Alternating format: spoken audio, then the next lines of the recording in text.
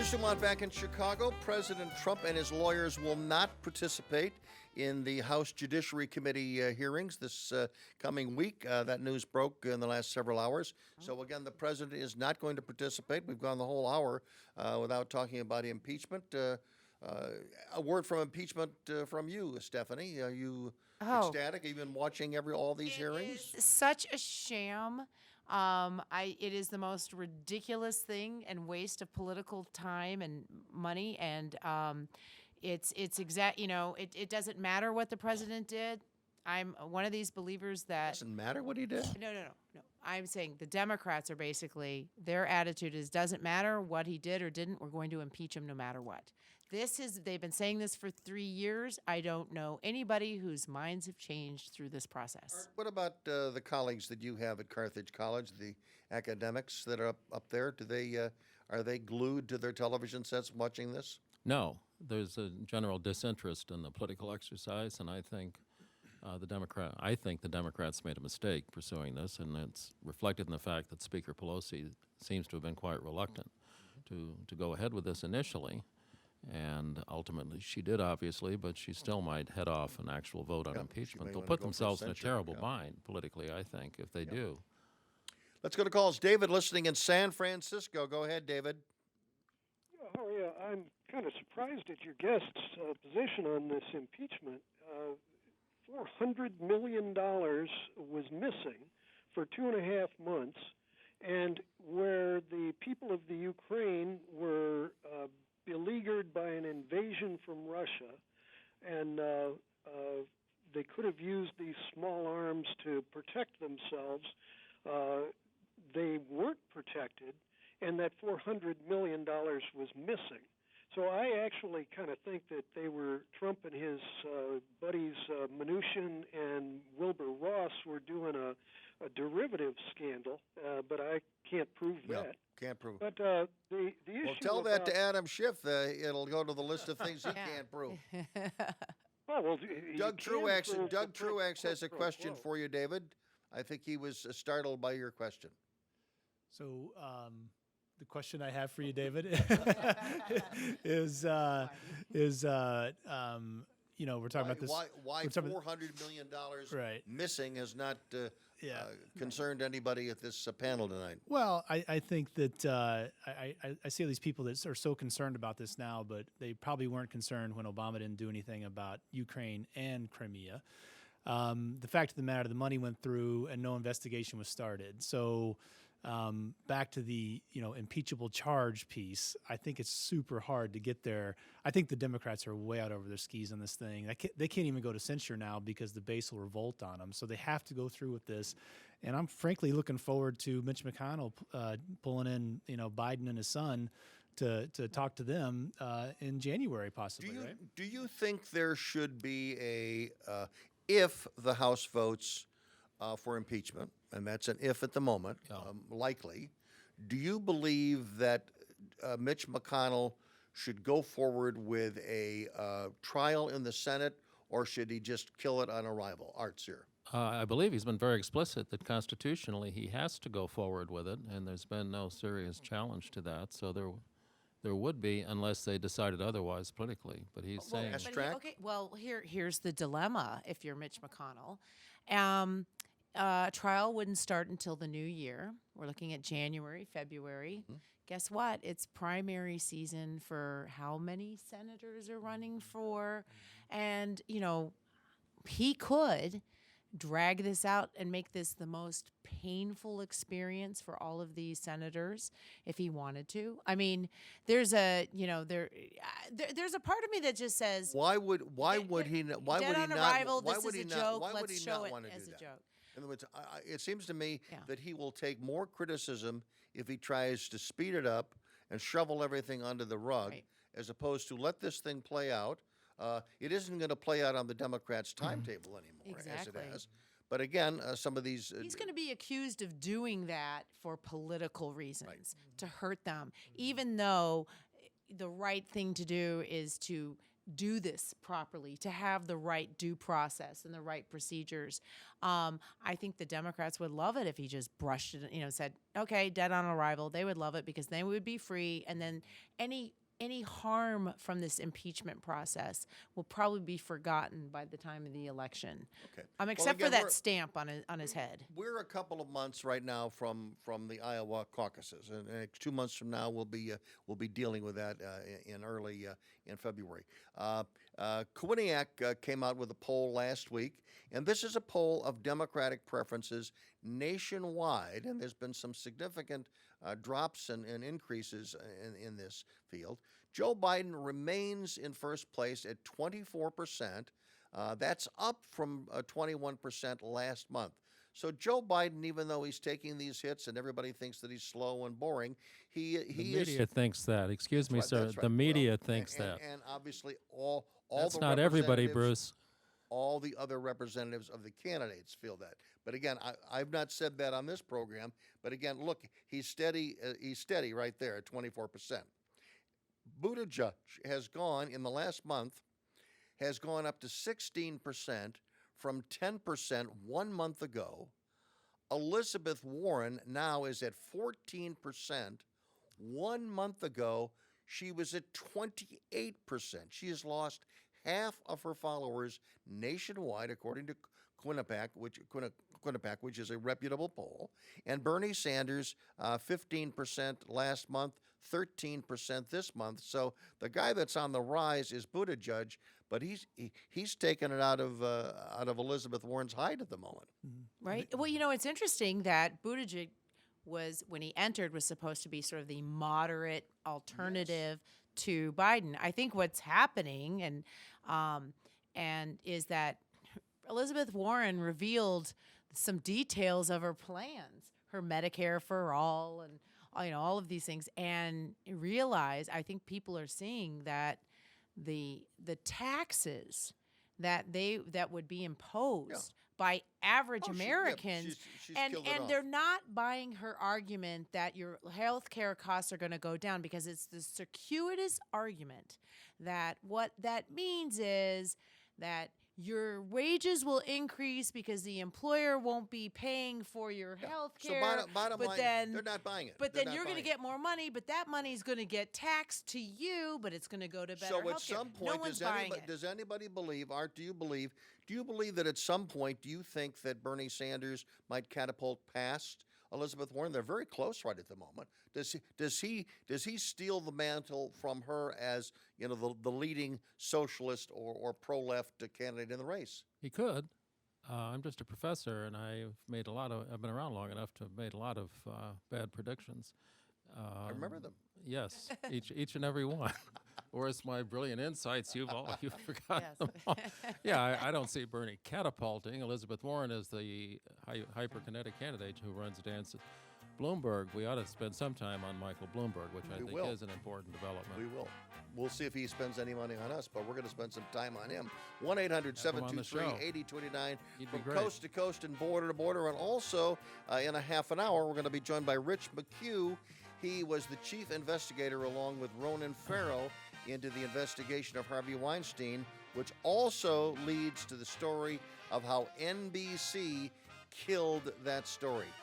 Great insight coming up in 15 minutes.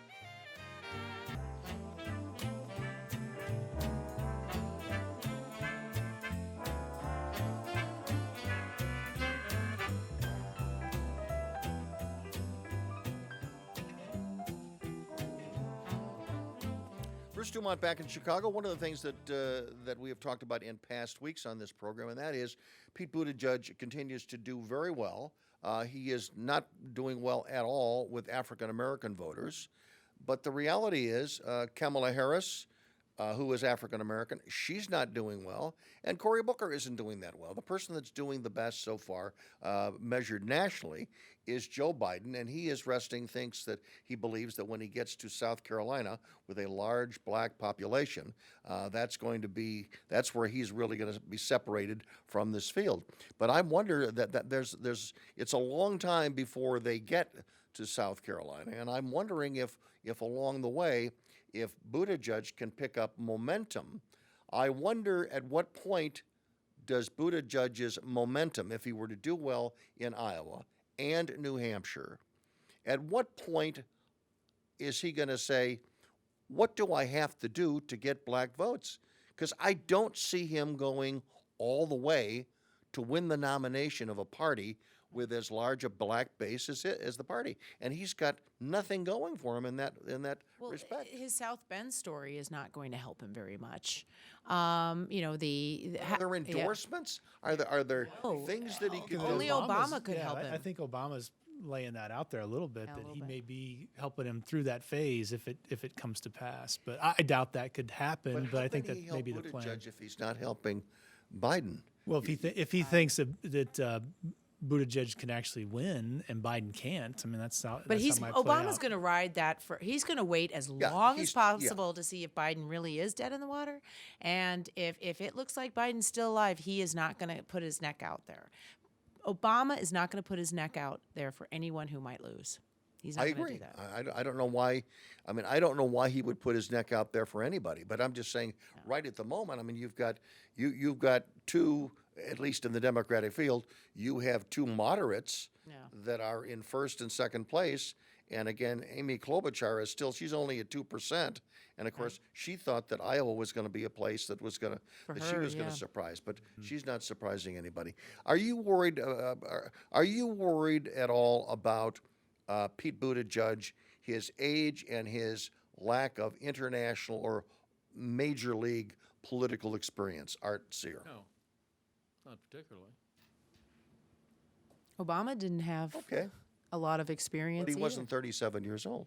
No, but he was young, and he certainly Ah. didn't have a lot of international The, experience. the founders, young man, the founders, they were all guys in their, some of them in their early 30s. And they had wives as well who were relatively young, who were important Okay, to the so founding this of this is a great good historic. republic. This is going Yeah. back to the old days. You're one of these news people who's trying to stir up a controversy where none is there. You one of them kind of, you one of those guys? No, Oh, okay. But 37 I've had isn't presidents the that are same. considerably younger than I. Yeah, I think because we do live a lot longer now than we did 250 years ago. That, We you hope know, so. you know that we you know what is considered. I mean, if you were 40, you were well past middle age. Back Well, I was then, trying to and, be funny, but Is- that's I never know, a good but idea. I don't know. I think his it's interesting that his Buttigieg, one of his strongest constituent is suburban white women.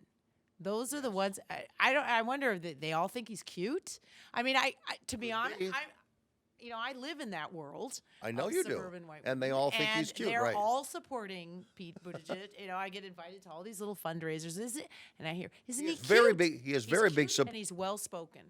He has, Very- for those around the country, he has a great deal of support in Chicago and Illinois. Yes. Most of the money, I mean, he's raising a lot of money. Well, it's He's come geography. to Chicago. I mean, he's close to the Yeah. city, but I'm saying I would say he probably is the most popular Democrat at the national field, at least in Chicago, at least in the circles that I'm aware of, including professional political circles. And we're talking about educated suburban white women. Well, he's got his Harvard degree, he's got his Rhodes Scholar, he's got his military credentials, so that makes him like trust, like Why don't knowledgeable. blacks like him? so Why don't blacks like Pete Buttigieg? Is it because of all of those things?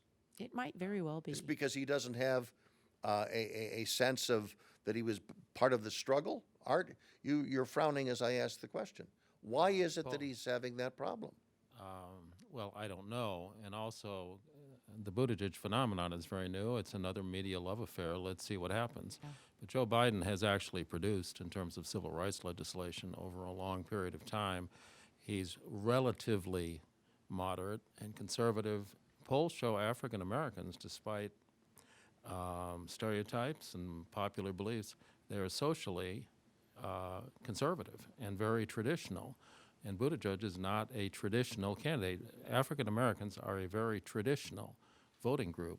And That's and in actually an South- answer to the question. No, and in South Carolina, they tend to be older. They tend to be older. So religious, the young and religious, the young African American voter or the female African American voter that's been political dynamite for the Democrats. But again, they're not gravitating around Kamala Harris. I think she thought that was going to be her ticket out of Iowa. It doesn't appear to be. I mean, she seems to be spinning badly in Iowa. There's questions whether or not she will even be in the race by the end of this year. Maybe she's not seen as African American. Maybe she's seen as a very wealthy, privileged woman, which is what she is, who is playing a role. Maybe that's part of her problem. And what about Cory Booker's problem? Same thing. I agree with that perception. But Another Oh, Rhodes good. Thank Scholar. you. Yeah. Stanford educated. Yeah, same They're thing as both- Kamala. Yeah. Both of them are Stanford educated. I mean, it's funny. There was a recent. how were they different from Barack Obama? I don't know. I mean, He's a gifted campaigner. He and is, and strikes emotional you know chords. what? He did pay his dues, Likeable. working his way up, and got a lot of support from Chicago politics. And if Yeah. there is anyone that's going to help you navigate the African American communities that exist or all around the country in different cities, it's Chicago. Chicago politicians know how to Well, do that. he also had a And campaign very, speech. very convention. very powerful people. Jesse, That's a very yeah. important point. Very powerful people in the business establishment, for various reasons, got behind Barack Obama. That's a very, Very important much. point. Yes, and points and of so I think Chicago. Barack Obama's success, I think, can be attributed very much to his experience in Chicago, his connections, Chicago politician, working Chicago political style, and of course, being on your show, Bruce. Joe Kennedy bought the Merchandise Mart in 1945, partly to make a lot of money, as usual, and as usual it worked, but also for political reasons. The history is fascinating, the amount of time as well as money that he and his lieutenants Right. spent getting to know Chicago and Illinois in depth. Looking at the Democratic field as it currently exists, which includes Michael Bloomberg and Tom Steyer, who do you feel, Doug, is the most likely Democrat to give Donald Trump the most significant run for his money and challenges? Maybe not beat him. I don't expect you to say that any Democrat's going to beat him. Yeah. But who is Donald Trump's toughest competitor for reelection? I would, in thinking of general elections, I could see Bloomberg in the general, but he's not going to make it to the primary. And I look at these other folks that are probably going to make it to the primary, and I don't think they have a chance. So I'm feeling really good about how things are looking. I think the Democrat most likely to give the run is Biden. And I say that even though he's weak, and I think that Trump will ridicule him and wipe the floor. The point is, our nation is very heavily split. But Biden, of all the Democrats, seems like a safe run for independents who aren't sure about Donald Trump. Art Sear. I agree with Stephanie. Biden's debate way back in 2012 with Paul Ryan, the vice presidential debate, is revealing. Now, I realize that was a while ago, and Joe was older, but he really wiped the floor with Ryan, who is a very smart, very clever, very experienced politician who just got clobbered. He's not to be underestimated as a debater. He's not doing it recently, though. I think he's He doing- hasn't done it yet. Well, you ask me, I tell you. He's a safe haven. Yeah, it's not a general election campaign. And no, I don't think he can behave that way, especially with women on the stage. No, that would be disastrous. He really beat Ryan to a pulp. He can't do that with female candidates. But I don't think he's doing as badly as the media keeps I think reporting. more independent. This election is going to be about the middle, the independents. Sure, I mean, there's they going to be always are. 48% Yeah. here, 48% here. That's not changing. Impeachment support and whatever showed us that. But it's going to be those independents in the middle that maybe are a little troubled by impeachment or a little bit. I think that's who we're fighting, and that Biden as a more proven moderate, and as you know, he's safe. And I think that there will be independents that will vote for him for that reason. A lot of people see the president as unsafe. Exactly. Right. And I think, so, Biden is somewhat predictable. He may not be dynamic and magnanimous. He's not going to do anything crazy to change our government. He's not going to do anything crazy to change the economy. I think that for that undefined middle, Biden is the scariest. I think if Trump. you are if you are factoring into this that Bernie Sanders nor Elizabeth Warren have lit any fires in the African American community, Right. and the two African American candidates have failed to ignite any real enthusiasm there, Right. and you're relying on on an elder senior statesman of the party to rally the black vote, and that's the way you're going to win the nomination and the election, given the fact that his record of performance thus far have not been effective.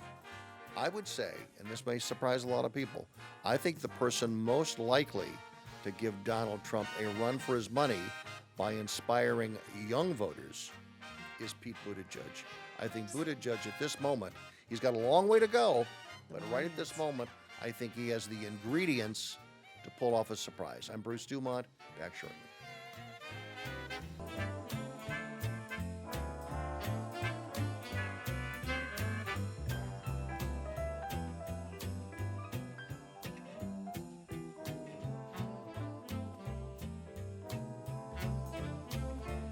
In our concluding segments tonight on Beyond the Beltway, we are going to switch gears and we're going to talk about a subject that we have actually several months ago we talked about for several weeks. And this is the investigation into Harvey Weinstein. And before you turn the radio or TV off, don't do so, because this story is also about the actions of NBC and their decisions to kill a very big story. Joining us now is Rich McHugh. He is an investigative producer, and he is partnered with Ronan Farrow on the Harvey Weinstein story. And the title of the book is To Catch and Kill. And several weeks ago, I had an opportunity with a Chicago Ideas lecture in the city of Chicago to go and see Ronan Farrow and Mr. McHugh in person. And I will tell you, it was one of the most intriguing 90 minutes I've spent in a long time. They not only took me and those visiting at the auditorium that evening inside a huge story that has changed society, the Harvey Weinstein story and the Me Too movement that was spawned by it. But also we hear first person from an investigative reporter that while he was gathering information, he was also dealing with the politics of one of the major news organizations in the world. Rich McHugh, thank you for joining us on Beyond the Beltway. Appreciate it. Hey, thank you. Thank you for having me on. I appreciate it. Good. I want to ask, at what point in the Harvey Weinstein story did you, and you were working for NBC at the time, so was Ronan Farrow. This was before the story went public. You were working on a story about Harvey Weinstein. You were getting the goods, chapter and verse, on the allegations against Harvey Weinstein. At what point in that process did you say to yourself, wow, this thing is going to be a bombshell and we may have some political problems interior to NBC News? Well, I'll answer that in two parts. So the first, I knew it was going to be a big deal very early on. We had asked Ronan, or we had asked Rose McGowan for an interview, and she agreed. And so we went out to L.A. And she's the one that spilled the beans initially. Correct. So we didn't think she would go on the record. She was rumored in Hollywood to have had a bad experience with Weinstein for years, but never had she gone on the record. And so when she sat down with us and she ripped her guts out about what had happened to her, it was one of the most intense interviews I've ever been a part of as a producer, and I've sat through thousands of interviews. And so in that moment, I realized, like, wow, this is a big deal, and we have to proceed very cautiously here on out, because she's accusing a very powerful person of these things, and the pressure is going to be intense. The resistance we felt from NBC happened shortly thereafter. We brought back the interview to New York City, and we went over it with attorneys and talked through all the issues. And ultimately, the first review of this was like, you know what, we think you guys need more. And we were we were disappointed, but we were like, okay, we'll get more. You know, if we cross this massive hurdle, we'll get more. But then there was this kind of notion, like, you know, you guys have a lot going on. Maybe you should put this on the back burner. And that was like, you know, maybe a month after we interviewed Rose, and we were like, put this on the back burner? Why would we ever put this on the back burner? Like, that makes no sense. And so Ronan and I were Rich, like, were you getting this direction from the attorneys exclusively, or were you getting it from news executives, your superiors as well? news executives, people who were privy to what we had the people we had interviewed and all that we were working on, and that was the message from them saying, you know what, you guys are busy, put this on the back burner, maybe focus on some other things for the time being. And we fortunately said to ourselves, we're not going to do that. We're going to hit the gas, but privately, we'll tell them, okay, maybe we're putting it on the back burner, but we knew we had a tiger by the tail, so to speak. At what point did you and Ronan Farrow understand or get the news that if this story was going to become public, it was going to become public through another publication, not anything to do with NBC? Well, ultimately, that came towards the end of the summer of 2017. It was a very pivotal time for the story. NBC Legal and NBC Universal Legal had approved the story, the elements of our scripts and whatnot, and then it was a decision for the executives at NBC, Noah Oppenheim, the president, and there was a reluctance to proceed, and so they subjected it to another review by what they call it was a group they convened of Dateline producers, and at that point we started to wonder, like, what's going on here? Like, why, if this thing is legally approved, what's the reluctance? But ultimately, it came down to a period of about a week where they started telling us to cancel interviews. We had interviews set up with rape victims of Weinstein in California and whatnot. And they said, no, you can't go do those. And so Ronan and I realized kind of what was happening, unfortunately. And we said, look, we had already interviewed Ken Auletta. He'd been a big help to us throughout the process from the New Yorker. Ken Auletta's a New Yorker writer. Mm-hmm. And he said, I think you guys got the story, but I really don't see NBC running this. But you seem to have the goods. If you run into any problems, let me know, and I can contact the New Yorker for you. So in that week, we said, look, I think it's time to reach out to David Remnick. I don't think NBC is publishing this. And so there were a couple things that happened.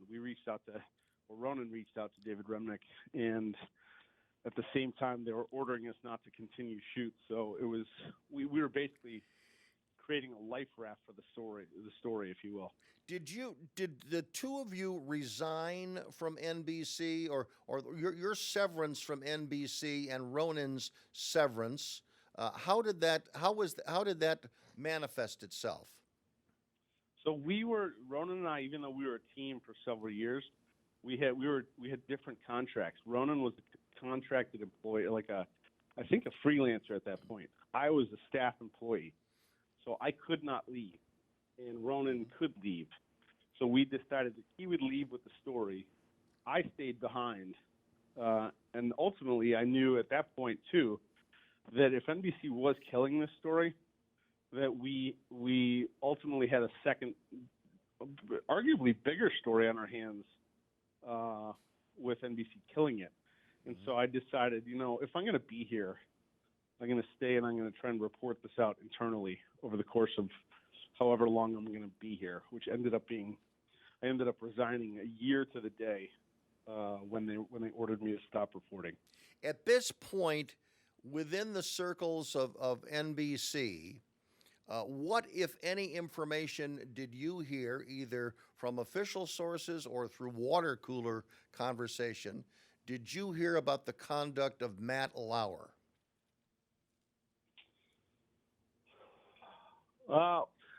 You mean after we took the story to the New Yorker? Right.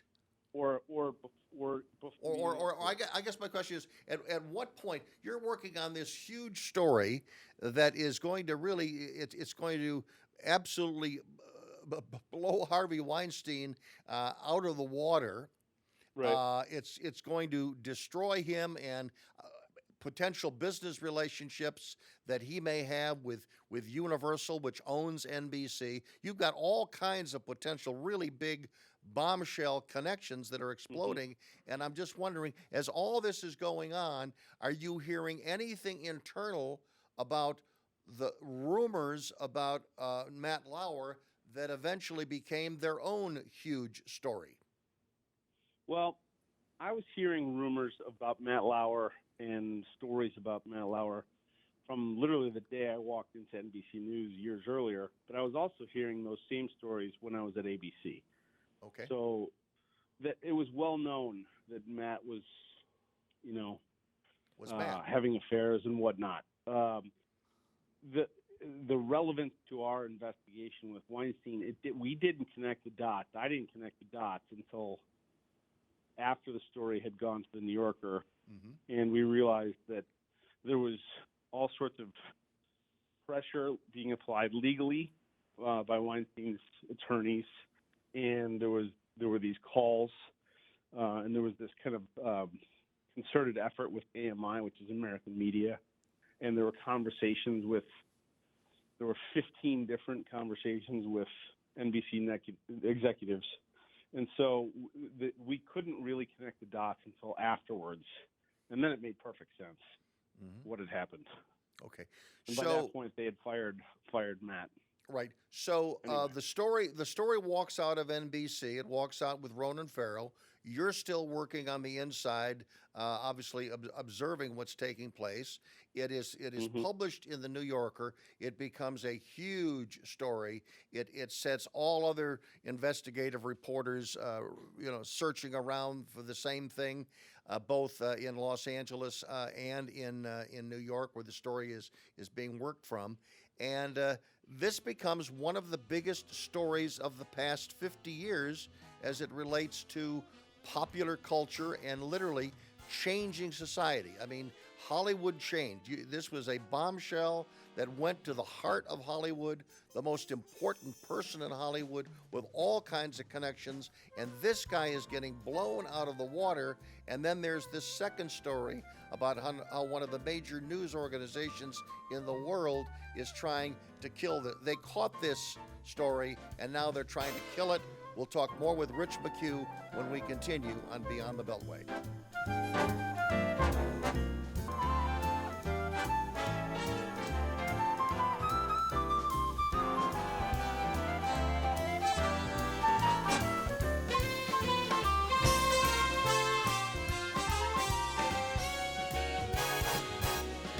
We continue on Beyond the Beltway. Our guest is Rich McHugh, and he is an investigative journalist who worked with Ronan Farrow and was a partner on the huge story Catch and Kill. And again, I recommended this book highly a couple of months ago. If you're looking for a great gift for the holidays, Catch and Kill is a great one. It's a story of not only this monumental change in society and the Me Too movement spawned by this horrible story, but also it's the story of intrigue at one of the major news organizations in the world. And again, that's one of the things, obviously, that catches our eye here every Sunday night. Rich, when the story broke, how did NBC initially respond to the story? And then how have they responded to the book since it's been out? So the story, our reporting ended up going to the New Yorker. At the New Yorker, Ronan spent, I think, about 5 weeks and got it in print. I think it was October 2017. And when the story initially came out, mind you, there was reporting that came out about 5 days earlier from the New York Times. Maybe it was 3 days earlier or whatever it was. NBC didn't really pay much attention to it. ABC devoted 10 minutes to it. CBS devoted 5 minutes to it on their morning show. NBC gave it like a minute's worth of coverage. So, for all intents and purposes, the Harvey Weinstein investigation didn't really exist at NBC. And I wrote in a Vanity Fair article that I wrote last month, I talked about the fact that they, at the end of one of their segments, they came on the air and said, NBC cannot independently verify the allegations, put forth in this reporting, which was an absolute lie, because we knew we had that, and we'd been working on it for 8 months at NBC. And by the way, just for those who were following the Kavanaugh hearings, there was an allegation against Brett Kavanaugh, which was played significantly on NBC Nightly News, and they were not able to verify that at all, and yet they reported the allegation. So you have sort of a dichotomy of their decision making. Yep. Double Yes, standard. that's exactly right. Rich, one other thing. This is. When did you start working as an investigative journalist with NBC? What year? I came at the end of 2014 or beginning of 2015. 2014. I joined as a supervising producer in the investigative unit. Yeah. I want to share an observation that I had as I was listening to you and Ronan in this great lecture that I heard as part of Ideas Week in Chicago. But as you were telling your story, I was reflecting on some similar circumstances. At least I saw them as similar circumstances to an interview that was done with Juanita Broderick by Lisa Myers of NBC, right on the cusp of the impeachment hearings into Bill Clinton. And it was a story of Juanita Broderick complained that her story was never fully released. NBC said that they basically had killed the story. Lisa Myers made a couple of comments about it, but she was not very aggressive in pursuing the story. But I saw a similarity of cover-up by NBC not to release a devastating piece of information on a sexual nature. Only this was charges of rape against the President of the United States. I saw a similar cover-up by NBC then, as I was reading and hearing you and Ronan discuss chapter and verse as it relates to the Harvey Weinstein story. Now, am I beyond the realm of reality or possibility in your mind? Is that just a crackpot idea, or do you see some similarities between the way NBC acted then and acted in your case? Not at all. In fact, Juanita Broderick reached out to me, and we've talked and kind of compared notes after I wrote my story in Vanity Fair last month. I think there's unfortunately there's a trend there. There's a saying amongst producers and reporters at NBC that NBC likes to be second because there's just less risk in going less risk in not being first. If you're first, you face all sorts of heat legally and PR wise, and so it's much easier not to be out in front on stories like this. And I don't think you're wrong at all. No, I think that I've heard from Juanita. I've heard from another person who's working on another very powerful story involving a president that was killed at NBC. And I think there's a lot to be said there. I think there's dots to be connected yet. And do you see similarity to your story about what recently happened at ABC with a reporter being told to kill a story about Jeffrey Epstein? Are there similar fingerprints there? I think networks all face tremendous pressure because they are financial. There's revenue streams coming in that they depend on, and so it's very difficult for networks to really go all in on investigative reporting. And so it's very possible that the palace put undue pressure on ABC. I don't know. Yeah. I don't know. But the in your details, case, but- obviously, you were a hardworking troop, literally, on the front lines, and the fact that your boss at NBC News, they work for a much larger company that relies on Hollywood and show business, and you were doing a story that literally was taking down the king of Hollywood. The top guy in Hollywood was being thrown off his pedestal because of the actions and the conduct of you and Ronan Farrow. I congratulate you very much. I thank you very much for being with us tonight. I cannot recommend the book enough as a holiday gift. To Catch and Kill. And again, Rich McHugh, thank you very much for being with us tonight on Beyond Hey, Beltway. it's my pleasure. Thank you. Thank you so much. Our thanks also to Art Sear and Stephanie Hitt and Doug Truax for being here. Our thanks to Fritz Coleman and Andrew Marshall for their assistance in the production of this program. I'm Bruce DuMont. Thanks for joining us tonight. See you next. Bruce DuMont, so long from Chicago. Do you worry about how much someone drinks?